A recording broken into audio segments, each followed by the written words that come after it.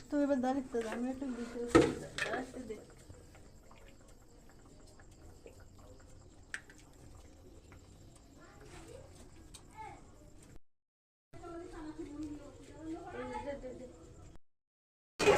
খালা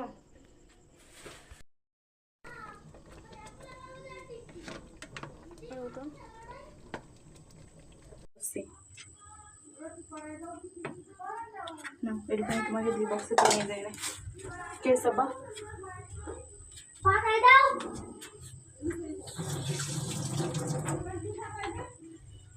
না দেখছি তো নিয়ে যাও ফুটবল নিয়ে যাও